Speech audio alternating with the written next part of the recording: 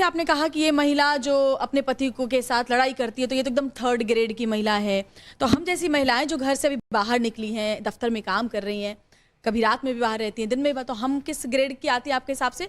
और एक बात और, जैसे आपने कहा कि महिलाओं को शांति बनाए रखने के लिए अपने मुंह पर उंगली रखी रहनी चाहिए, सबके लिए है ये बात, है ना? तो मतलब महिलाएं चुप रहे, देश की आधी आबादी चुप रहे। पुरुषों को भी कहा है, लेकिन महिलाओं के लिए आपने कहा खास तौर पुरुषों के लिए आपने सुना ही नहीं, पूरी बात सुनना तो सीखिए। मतलब अच्छा, ये है कि हाँ, महाराज जी बोलेंगे, बाकी सब चुप रहे हैं। तो आप यही बता दीजिए, पहले तो मेरा ग्रेड बता दीजिए मुझे, और दूसरा कि अगर हम बाहर काम करने वाली कामकाजी ग्रेड तो महिलाएं आप अच्छे से जानती होंगी कि आप कितना लड़ती हैं और कितना शांति से रहती हैं, कितनी संस्कारी हैं। आपका संस्कार आपको पता होगा, वही ग्रेड निश्चित कर देगा कि आपका ग्रेड क्या है। आप ग्रेड कैसे डिसाइड करते हैं महिलाओं की? भाई मैं नहीं करता। बोलने वाली महिलाएं 3rd ग्रेड की, कम बोलने वाली उससे ऊपर, ऐसे कुछ ऐसा कोई प्रूफ है तो बताइए। और जो महिला गूंगी हो वो तो नंबर 1 अनिरुद्धाचार्य जी का कहना है कि आप अपने स्वभाव का विश्लेषण खुद कीजिए। आप कितना दूसरों से झगड़ते हैं, कितना शांत रहते हैं, कितना सामंजस्य बिठा पाते हैं, और उस हिसाब से अपना ग्रेड तय कीजिए। श्वेता, आपका महिलाओं के लिए, पुरुषों के लिए भी है। स्वामी जी, मैं अभी मुझे एक शो करने भी जाना है, तो मैं अच्छा हुआ आप सवाल पूछने आ गए।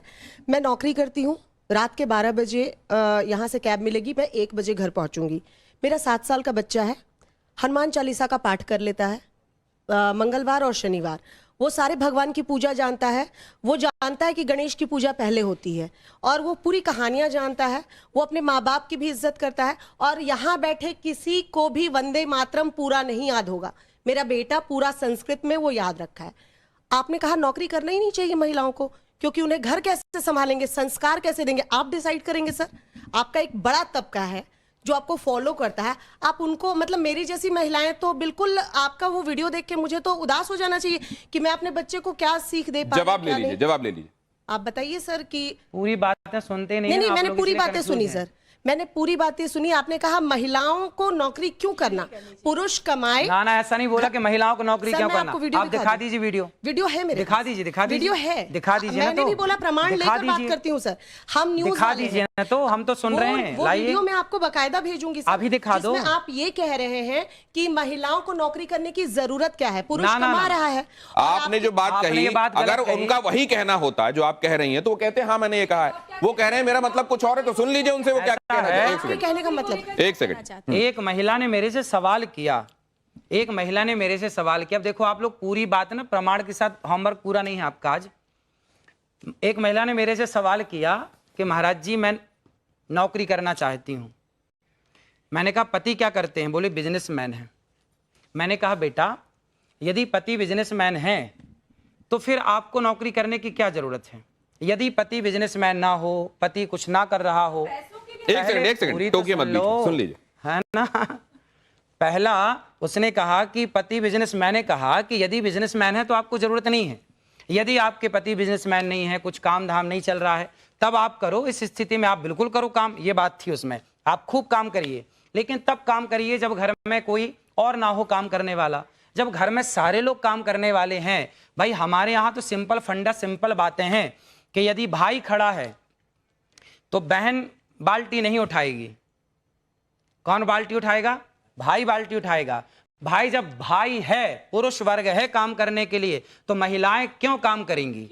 ये तो आपकी भलाई के लिए। अगर आपको करना है तो मैं हाथ पकड़ने नहीं आऊंगा। उसमें ये बात कही गई है कि आपको आवश्यकता है, मान लीजिए तो काम करिए। मान लीजिए आपके जो फॉलोअर्स हैं उनमें से किसी महिला के मन में ये भाव जागृत होता है कि वो काम करे और पति बिजनेसमैन है, तो पति आपका हवाला देके रोक देगा, देखो उन्होंने कहा है तुम काम करना चाह रही हो। आज ना बड़े बड़े पद पर जितने लोग हैं, वो काम करने वाले जो बड़े पद पर हैं, वो ये चाहते हैं कि मैं ऐसी पत्नी लाऊं, ऐसी लड़की से विवाह करूं। ये मैं एक सोच की बात कर रहा हूं, है ना। अब इसका ये विचारधारा है, ये मेरी पर्सनल विचारधारा नहीं है, मैंने सुनी है, लोगों से मैंने बात की तो पता लगा। तो लोगों ने कहा कि जो अच्छे फील्ड में है, IAS IPS कलेक्टर लेवल के जो लोग हैं, वो ऐसी लड़की से ब्याह करना पसंद करते हैं। अधिक आप कह सकते हैं 85%, कि जो लड़की पारिवारिक हो। पारिवारिक मीन्स घर का काम संभाले, घर का काम करे, वो पति आए तो वो जो वर्किंग है वो पारिवारिक नहीं हुई। क्या पुरुष प्रधान समाज, पितृसत्तात्मक समाज, इसको बढ़ावा देने की तरफ अनिरुद्धाचार्य जी जा रहे हैं? मैं साक्षी आपका सवाल लूंगा, लेकिन जरा उससे पहले एक ये बाइट भी जो स्वामी जी की ही कही हुई है, अनिरुद्धाचार्य जी की, वो भी जरा सुन लें, उसके बाद इस चर्चा को आगे बढ़ाते हैं।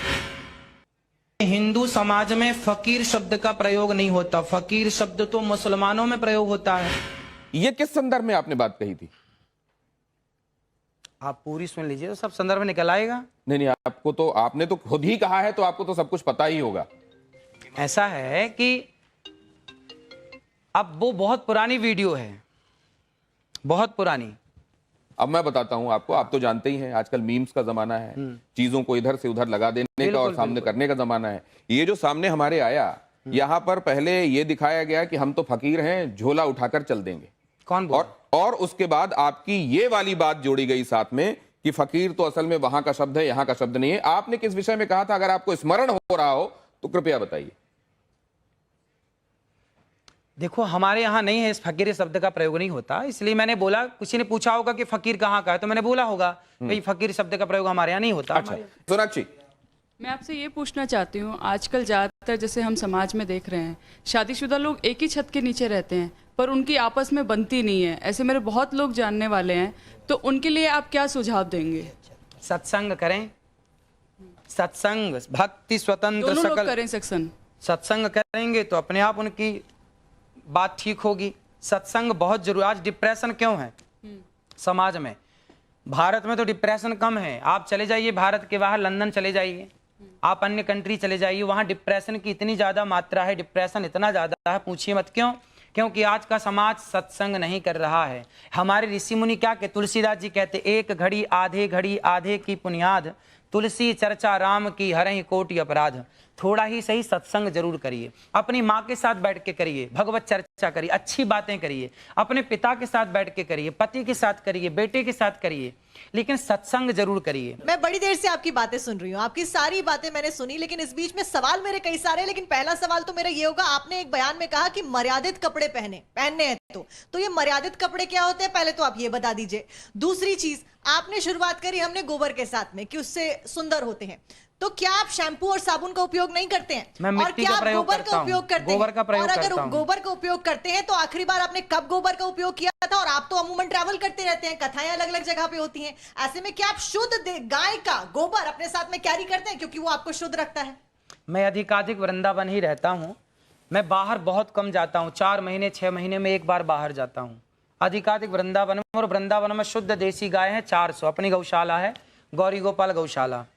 मैं उसी गौशाला में जाकर के गाय के गोबर से स्नान कर लेता हूँ, मुझे कोई ऐतराज नहीं है। खूब मलमल के नहाता हूँ गाय के गोबर से, बहुत अच्छा लगता है। तो अगर इतना ही गाय का गोबर अच्छा होता है तो आप वो मार्क सर्टिफिकेट्स ले लीजिए और उसका प्रोडक्शन शुरू कर दीजिए। कई सारे ऐसे सर्टिफिकेशन मिलते हैं। हम अपना करें, हम आपको बताएं, हम आपको समझाएं, हम आपको रास्ता दिखा सकते हैं, है ना? हम आपके पीछे पड़ के खड़ा नहीं उनका इसका व्यवसाय करने का मकसद नहीं है। वो चाहते हैं कि सिर्फ आपको बता दें। लेकिन दूसरी बात जो इन्होंने पूछी, ये साक्षी ने मर्यादित कपड़े पहने कि नहीं पहने? आप पहले बताइए, ये मर्यादित है कि मैं मर्यादित? ये मर्यादित है। तो ये मर्यादित नहीं है, तो फिर तो मैं आपके किसी पैमाने पे सेट ही नहीं बैठती हूँ ना। मैंने मर्यादित कपड़े पहने हैं, मैं बिस्कुट भी खाती हूँ। नहीं, एक सेकंड, आप बिस्किट खाती हैं, आप कुकीज कह के खाती होंगी शायद, इसलिए ठीक है। नहीं, लेकिन क्या यहाँ पे हम मर्यादित और अमर्यादित के हिसाब से कपड़ों को देख के जजमेंट कर सकते हैं अनिरुद्धाचार्य जी?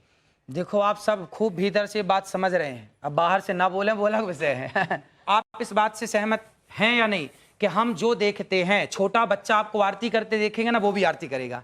बच्चा घंटी हिलाते देखेगा, वो भी घंटी हिलाएगा। बच्चा जो करते देखेगा तो बच्चा, वो जब आप पहले पूरी महिलाओं बात की सुन इज्जत नहीं लीजिए। करोगे तो बच्चा उसी चीज को उनकी फॉलो बात करेगा। सुन लीजिए बस, फिर उसके बाद है अपनी ना? बात। ऐसा है कि बच्चा जो देखता है वो करने का प्रयास करता है, समाज जो देखती है वो असर उसके भीतर होता है। आप माने या बिल्कुल मत माने मेरी बात को, लेकिन आपने अश्लीलता देखी है सामने, तो आपके दिमाग में वो अश्लीलता भरी होगी। लेकिन जब ये कहा जाता है कि आप कपड़ों के विषय में बात मत कीजिए, आप अपनी सोच बदलिए। क्योंकि कपड़ों के संदर्भ में अगर आप बात करते रहेंगे तो असल में आप एक तरीके से उन लोगों को बढ़ावा दे रहे हैं जो अपराध करते हैं। एक सेकंड, तो इसको आप कैसे मानते हैं? भाई, कपड़े मर्यादित ही होने चाहिए। हमारे बाप दादों ने तो यही सिखाया, जो मैंने सीखा है वो मैंने बताया कि कपड़े मर्यादित होने चाहिए। पर लोगों को सूट सलवार और साड़ी मर्यादित कपड़े होते नहीं, हैं। वो जिसमें ढका हो। अनिरुद्धाचार्य जी सीरियल का हवाला दे रहे हैं। उन्होंने बबीता भाभी के बारे में भी बोला कि जेठालाल बबीता भाभी की तरफ आकर्षित क्यों होता है, ये भी आपने बताया था एक जगह। अगर आप कह रहे हैं ना कपड़े ढके हो तो मेरे को तो हिजाब पहन लेना चाहिए, उस हिसाब से हिजाब पहनने की जरूरत नहीं है। वो तो सबसे ढका हुआ आपने अच्छे कपड़े पहने। नहीं, महत्वपूर्ण सवाल है। कोई औरत अगर चली जाए, मैं मर्यादित हूँ, लेकिन आपको मेरा बैकग्राउंड नहीं पता। क्या पता मैं रात को पार्टी करती हूँ, क्या पता मैं शराब पीती हूँ, क्या पता मैं घूमती हूँ, घर ले जाती हूँ। हाँ, मैं पीती हूँ। बहुत अच्छा। तो मेरे कपड़ों से आप मेरे कैरेक्टर को जज नहीं कर सकते। तो आपने शराबियों से बात करने बिठा दिया मेरे को आज। नहीं, बात असल में ये तो है। शराब, एक मिनट, आप अपनी भाषा का मर्यादा रखें। आप अपनी भाषा का मर्यादा रखें। शराब पीने वाला शराबी नहीं होता। पहले आपको एक बात ये भी मैं मानवी जी बताता हूँ क्या करते थे, शिव जी क्या करते थे? एक बात मैं आपको बताता हूँ। नहीं, एक सेकंड। बहुत सारे लोग जो एडिक्ट थे, मानवी जी आप इसकी तारीफ करेंगी शायद, इनको ये नहीं आप पता। इस बात की शायद प्रशंसा करेंगी कि अनिरुद्धाचार्य जी के आह्वान पर बहुत सारे लोग जो एडिक्ट थे, शराब के चक्कर में उन्होंने घर बार बेच दिया था, बच्चे उनके सड़कों पर आ गए थे, उनके आह्वान पर उन लोगों ने शराब छोड़कर, नशा छोड़कर, तंबाकू छोड़कर और अब अध्यात्म की राह पकड़ी है। क्या ये बात स्वागत योग्य है मानवी जी? कहीं ना क्या ये बात स्वागत योग्य है? आप लोग क्या कहते हैं? अच्छा। अगर स्वागत योग्य है तो इस पर ताली बजनी चाहिए। क्या मानवी जी, लेकिन एक बात मैं समझना चाह रहा हूं, क्या समाज को मर्यादित रहने के लिए कहना और ये कहना कि आप ठीक लाइन पर चलें, आप ठीक तरीके से रहें, दूसरों से ठीक व्यवहार करें, क्या ये गलत करते हैं अनिरुद्धाचार्य? देखिए, मैं अब जैसे इन्होंने ये मेरे पे बोला तो मैं भी कुछ बोलना चाहती हूँ, उसका जवाब इनसे लेंगे कि कई बाबाओं के धोखाधड़ी के अंदाज भी है कुछ निराले। कोई धर्म के नाम पे ठगे तो कोई क्रिमिनल चार्जेस में फंसे, कोई रेप में पेरोल पाए तो किसी को अननेचुरल सेक्सी भाए। अब इस पे क्या बोलना चाहेंगे? आप जनता फॉलो करती है आपको, तो भगवान ना करे कुछ और निकल आए तो उस पर आप क्या कहेंगे? जवाब लेते हैं। क्या आडंबर करने वाले लोग भी हैं साधु के वेश में, उनसे सावधान रहना चाहिए? इसलिए कहते हैं पानी पियो छान के और गुरु बनाओ जान के। नहीं, वो तो बाद में आप एक सेकंड, ये जो ऑडियंस यहाँ बैठी हुई वो भी कुछ कहना चाह रही है। हाँ, जल्दी से बात कहिए, जल्दी से। गुरुजी राधे राधे। मैं 2016 में, मेरा परिवार, मेरी एक बेटी है, एक लड़का है, तो पूरा परिवार बीमार रहता था। डॉक्टर को इतना पैसा दे दिया, इतना दे दिया, तो मेरा अच्छा मकान है, सब कुछ है। तो मैंने एक गाय का बछड़ा गाय रखी। गाय रखने से अभी तक मैंने 1 रुपया नहीं दिया डॉक्टरों को। 1 रुपया दिया। अभी भी मेरी मिसेज, अभी तक उन्होंने कभी भी चेहरे पे क्रीम नहीं लगाई, कभी भी क्रीम नहीं लगाई। और दूसरी बात, जो कहना क्या चाह रहे हैं? मैं कहना चाहता हूँ, जो भी आप गोबर बताए, गाय का गोबर है ना, उसके उपला बना के छत पे करते हैं। जितने मोहल्ले वाले आते हैं, तो जैसे पूजा होती है तो हमारे घर से लेके जाते हैं, तो अच्छा लगता है मोहल्ले वर्ग। अभी तक कोई बीमारी नहीं, कुछ नहीं। बहुत अच्छी बात है। ये प्रमाण है, आप प्रमाण मांग रहे थे। ये देखिए, आपके भक्त हैं और आपकी बातों को मानते हैं। ये भी तो सुनते। बीमारी क्या थी आपके घर में? क्या बीमारी थी? मिसेज को मैं अंदर खुले बताता हूँ मैं आपको, खुला पेट की बीमारी थी। कभी डॉक्टर के पास, कभी एम्स में दिखाया। मैं कागज दिखा दूंगा सर, मैंने इतना पैसा लगा दिया, मेरा एक प्लॉट चला गया। क्या बीमारी थी? बीमारी अंदर की। अरे बीमारी का नाम बताइए भाई, जब इतनी जगह जा चुके, बीमारी का नाम बताइए। बीमारी बताता हूँ मैं आपको। बीमारी क्या, पेट की बीमारी थी, तो बच्चा नहीं होता था और फैल हो जाता था, कभी कैसे क्या। उसके बाद जब गाय रखी तो बहुत कृपा से बहुत कुछ अच्छा हुआ, फिर बहुत अच्छा लगा। कृपा और है। सबको, पूरा मोहल्ला, मैं कहना चाहिए सबको, देखिए, सबको एक गाय रखना चाहिए घर में। ये मैं एक बात लाइटर नोट पे आपसे जानना चाहता हूं कि जब कोई आपसे भाव विवल होकर ये कह देता है कि गुरुजी मेरे चरणों में आपका कोटि कोटि प्रणाम। हाँ, तो बिल्कुल हमारा तो सबके चरणों में प्रणाम है ही है। राधे राधे गुरुजी। मेरा सवाल आपसे ये है कि आप महापांच पाप के बारे में बात करते हैं, उसमें से एक पाप ये है, जो इंसान मांस खाता है उसके हाथ से पानी नहीं पीना चाहिए, क्योंकि जो उसके हाथ से पानी पिएगा उसी की वाणी बोलेगा। तो अगर हम लोग किसी रेस्टोरेंट या कैफे में जाते हैं, अगर वो वेटर हम लोग को पानी सर्व कर रहा है, हमें क्या पता वो मांस खाता है कि नहीं। इसीलिए तो हमारे बुजुर्ग कह गए, बेटा घर पे ही खाओ, घर के बाहर मत खाओ। सिंपल बात। अच्छा, एक नहीं, तो ये जो बातें हैं वो शास्त्र सम्मत हैं, इसलिए मानना चाहिए, या व्यवहारिक भी हैं इसलिए हम उनको लागू कर सकते हैं? आहार शुद्धौ सत्य शुद्धौ लिखा है। तो खेती भी घर पे कर लेनी चाहिए, क्योंकि सब्जी घर पे ही तो होती है खेती बेटा। संभव नहीं आज के परिवेश में। बेटा घर पे ही तो होती है ना खेती। देखो लाखों लोगों की शराब छूट गई मेरे कहने से। बहुत अच्छी बात। लाखों लोगों के घर बस गए। कितने पति पत्नियों के झगड़े होते थे, कथा सुनने के बाद वो पति पत्नी बिल्कुल प्यार से रहने लग गए। सास बहू के झगड़े होते थे, कितना डिप्रेशन था, सारा डिप्रेशन खत्म हो गया।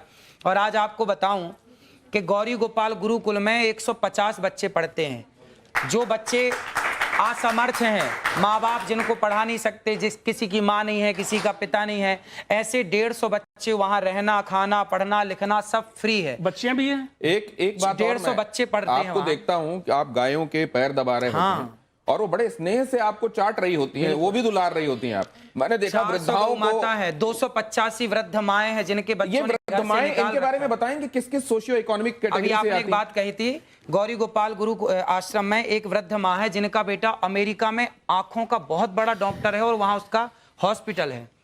रहने वाला भारत का है पर अमेरिका शिफ्ट हो गया, अब उसने एक हॉस्पिटल बनाया आंखों का। और विडंबना देखिए कि उसकी माँ गौरी गोपाल में रहती है और उस माँ को भी संयोग से आंखों की दिक्कत है। तो अभी मैंने उन माँ का इलाज कराया और अभी उन माँ की आंखें अब ठीक है, थोड़ा मोतियाबिंद हुआ था, कुछ दिक्कत हुई थी, अब ठीक है। आप कई बातों को गानों के माध्यम से लोगों तक पहुंचा देते हैं और कई बार ऐसे गाने जो लोगों के बीच में बड़े प्रचलित और पॉपुलर रहे हैं, वो फिल्मी भी रहे हैं, आप गुनगुना देते हैं। कुछ ऐसा इनके लिए जरा आप कर देंगे? बड़ी देर से आपकी राह सब देख रहे थे, आपको आने में थोड़ा सा टाइम भी कौन लगा। सा गाना सुना दे? आप जो सुनाते हो और जिसमें कोई मैसेज हो। इतनी कृपा सांवरे बनाए रखना, इतनी कृपा सांवरे बनाए रखना, मरते दम तक सेवा में लगाए रखना, इतनी कृपा सांवरे बनाए रखना, मरते दम तक सेवा में लगाए रखना, इतनी कृपा। ये तो आपने सांवरे के लिए लिखा हुआ भजन, वो जो देशज में लिखा हुआ है वो सुनाया। कोई फिल्मी सुना दीजिए, आप फिल्मी भी सुनाते हैं बहुत। कसमें वादे प्यार वफा सब बातें हैं बातों का क्या, कसमें वादे प्यार वफा सब बातें हैं बातों का क्या। कोई किसी का नहीं है, झूठे नाते हैं, वहां नहीं गए आप? कोई किसी का नहीं ये झूठे नाते हैं नातों का क्या, कसमें वादे प्यार वफा सब बातें हैं बातों का क्या। नहीं, लेकिन आपकी कस्में लोगों की सेवा के लिए, आपके वादे लोगों के लिए, आप आगे भी सेवा करते रहेंगे, वफा उनसे, ये तो सब सच है, हम देख रहे हैं। जरा ये आप तख्ती दीजिए मुझे, यस और नो वाली। जिसकी लाठी उसकी भैंस। ये है, देखिए इसमें क्विक क्वेश्चंस में आपके पास दो ऑप्शंस होंगे, एक तो ये हाँ का ऑप्शन है और दूसरा नहीं का। आपको जो सही लगे वो उठा दीजिएगा। ये इसी में दोनों हैं। आप हिंदी वाला चाहे हिंदी वाला, अंग्रेजी वाला चाहे अंग्रेजी, आपको ये सुविधा है। अब पहला सवाल मैं आपसे कर रहा हूं, इसमें आपको जो सही लगे हाँ या ना वो उठा दीजिएगा। आप दोनों एक ही कर लें तो ज्यादा अच्छा रहेगा। ये जैसे आपका ये हाँ हो गया और इसको नहीं कर लीजिए। अब आपको जो उठाना है वो उठा दीजिएगा, ठीक है? ठीक। इससे आपको पता भी रहेगा कि ये कौन सा वाला है। अखिलेश यादव का कहना है कि मठाधीश और माफिया एक हैं। योगी आदित्यनाथ का कहना है कि बटेंगे तो कटेंगे। क्या ये सही है? बिल्कुल सही है। राहुल गांधी का कहना है कि भारत में कौशल की कमी नहीं है, बल्कि कौशल रखने वालों का यहां सम्मान नहीं होता।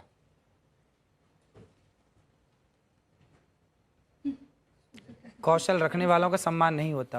भारत में कौशल की कमी नहीं है, बल्कि कौशल रखने वालों का यहां सम्मान मतलब नहीं भारत होता। में योग्यता टैलेंट की कमी नहीं है, पर टैलेंट वालों का सम्मान नहीं नहीं ये होता, बात ये सही है।